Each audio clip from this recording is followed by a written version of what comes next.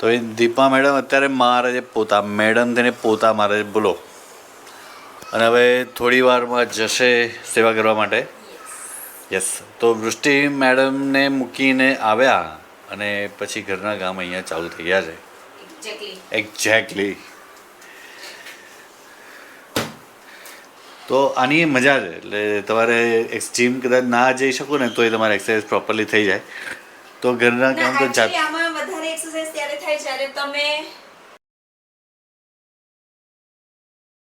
બેસીને પોતા મારો હાથેથી. જે ઓરિજિનલી જૂના જમાનાના જે હતા ને એ જે પેટર્ન એક્ચ્યુઅલમાં એની ત્યારે પ્રોપર એક્સરસાઇઝ થાય. આ દંડા વધી ગયા એક્સરસાઇઝ ના થાય. એ વાત તો આ તો ઠીક છે કે ચલો કરી લઈતા એમ. Something is better than nothing. કામવાળા રખાવે એના કરતા ઘરે કરી લો. હા, ઘર નાનું હોય તો વાંધો નહીં. હા, તો મોટું હોય તો પે રાખવા પડે. બરાબર છે. 100%ની વાત. વૃષ્ટિ જોડે બધું ચાલુ કરાવી દીધું. ઝાડુ, પોતા, રસોઈ પાણી બધું જ. એટલે એને ક્યારેય વાંધો ના આવે. બસ મારા વરજી અત્યારે ખાલી એટલું કરે છે કે હું પોતા મારું છું અને એ પગલા પાડે છે. આઠ નાટક ચાલુ કર્યા. અરે નાટક જરાય નથી. એક્ટરની જોડે રહીને આ નાટકો કરતી થઈ ગઈ. ખોટું બોલો. બધાએ જોયું કે મેં હમણાં હજી પોતું માર્યું. પંખો તમે બંધ રાખી દીધો છે. ક્યાંથી સુકાય મને કયો. અને તમે એના ઉપર ચાલીને આવો છો. આ તો તને કવર કરો છો બકા. મારે નથી ખોટાવું. મારા પોતા મારેલા જો દીપા જોડે બહુ બધી વાટાઘાટો કર્યા પછી એના જ પગલાં પહોંચ્યા સીધા દરવાજા તરફ. દરવાજો ખોલ્યો તો કોણ હતું? વૃષ્ટિબેન પારેખ. બિચારા થાકેલા પાકેલા મજૂરી કરી અને આવ્યા હોય ને એવા આવ્યો. પરાણે મોઢા ઉપર સ્માઇલ તમે જુઓ. પરાણે હસ્યો ને એવું. આ બંનેની વાતોથી હું ઉઠી ગયો અને હું સીધો આવ્યો રૂમની બહાર અને પછી જોયું વૃષ્ટિબેન આવી ગયા. સરસ. પછી હું બેઠો ને બાજુમાં એ પણ બેઠી. હા, કેવી થાકેલી લાગે. પૂછ્યું કેવું ગયું પેપર? તો કે વાર્તાઓ જ લખવાની હોય ને એમાં તો શું. મેં તો અરે આખી રાત જાગીને ભણી તોય વાર્તાઓ લખીને આવી બોલો. અને પછી થાકીને વાતો કરવા માટે લાયક રહી નહીં.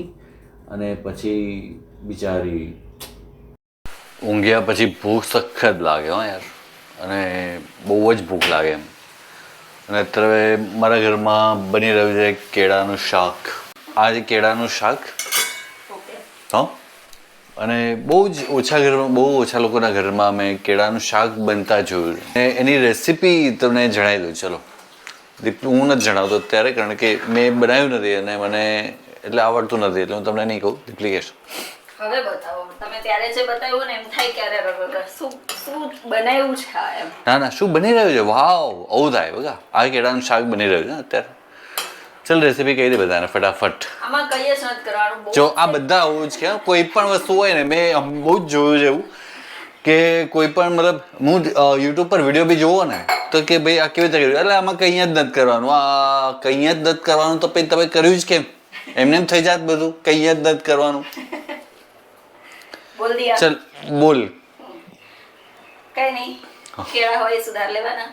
તેલનો વઘાર મૂકવાનો. રાઈ, હિંગ, કેળા પધરાવી દેવાના તતડે એટલે.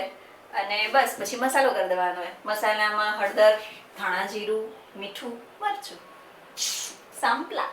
પછી ક્યાં સુધી ઉકાળવાનું આને? કેળા ચડી જાય ને ત્યાં સુધી. ક્યાં ચડે?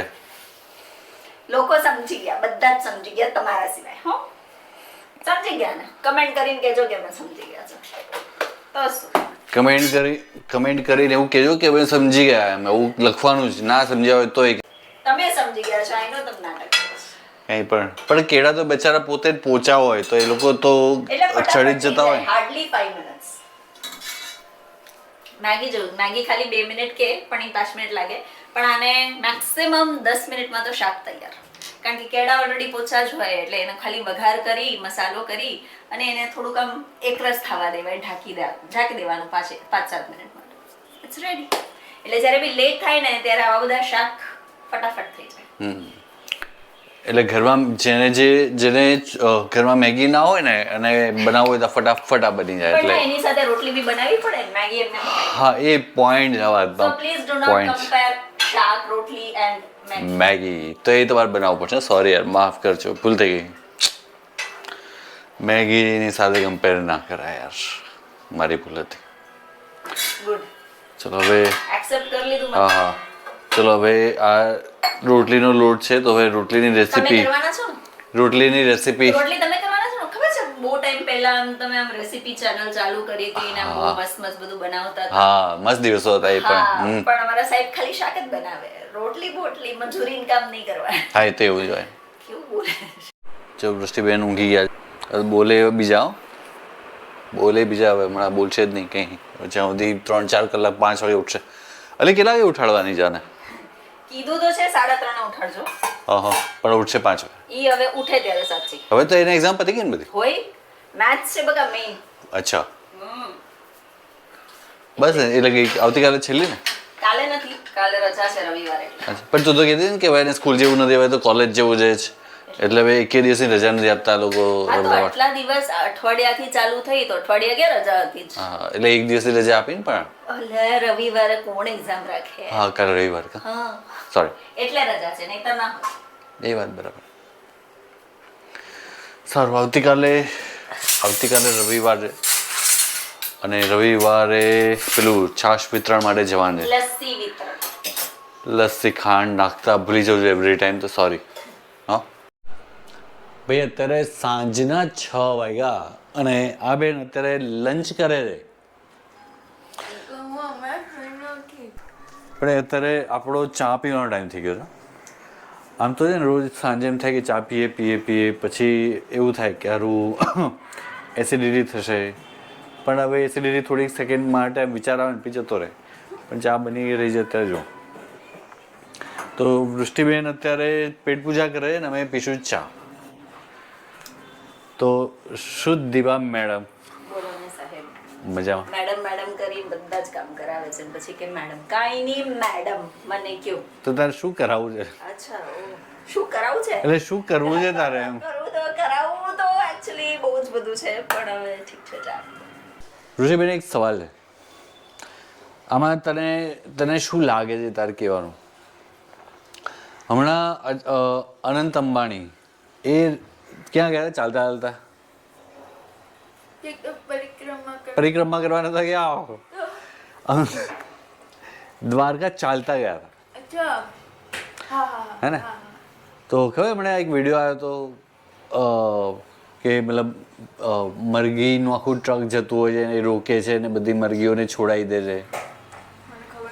હે ખબર નથી પણ આ વસ્તુ થઈ કે એક ટ્રક જતું હતું અને એમ જીવ ભાવના જીવ દયા અચાનક આવી ગઈ એનામાં અને એક ટ્રક રોક્યું અને બધી મરઘીઓને એમ છૂટી કરી નાખી કે બચારી મરઘીઓની હત્યા થઈ હશે આવું. હે આવું એટલે અને બીજું એક એવું છે કે જીઓ માર્ટ કોનું છે? એનું જ છે હે અંબાણીનું. હવે જીઓ માર્ટમાં ચિકન વેચાય છે તો આપણે આને શું સમજવું હે કે અનંત અંબાણી એ એક બાજુ જીઓ માર્ટમાં ચિકન વેચે છે અને બીજી બાજુ દ્વારકા જતા જતા ટ્રકને રોકી અને મરઘીઓને આઝાદ કરી દે છે. તો આના ઉપર એવું થાય કે ટ્રકવાળાને તો મજા પડી ગઈ ને. હવે એક ટ્રક રોક્યું ને બધીને આઝાદ કરી તો બીજા બધા મરઘીઓ થોડી બધું બંધ થઈ જશે. એક ટ્રકથી શું ફેર પડશે? એ ટ્રકવાળાને તો ઉલટું બેનિફિટ થઈ ગયો, કેટલા રૂપિયા મળી ગયા એક જ શોર્ટમાં. હવે બીજો ટ્રકનો ઓર્ડર પાછો ત્યાં આપવા જશે હે ને? તો હવે તો એને ફાયદો જ થઈ ગયો ઉલટો. એટલે એને દયા જીવ ઉપર નથી કરી, એને દયા ઇન્ડાયરેક્ટલી પેલા ડ્રાઈવર ઉપર કરી એમ આવું છે. હવે તમે એક બાજુ એવું બતાવો કે તમારામાં બહુ જીવ દયા છે કે વેજીટેરિયન થવું જોઈએ, તમારે વેજીટેરિયન્સને પ્રમોટ કરે છે અને બીજી બાજુ ચિકનની જીઓ માર્ટમાં જ વેચો છો તો ભાઈ આ વસ્તુ શું એમ શું લાગે તમને? નહીં વૃષ્ટિ તારું શું કહેવું છે બાબતે? તમે નેચરલી આવા હો ને તો તમારે એટલું બધું કરવાની જરૂર નથી. હા હવે આ દેખાડા શા માટે એમ?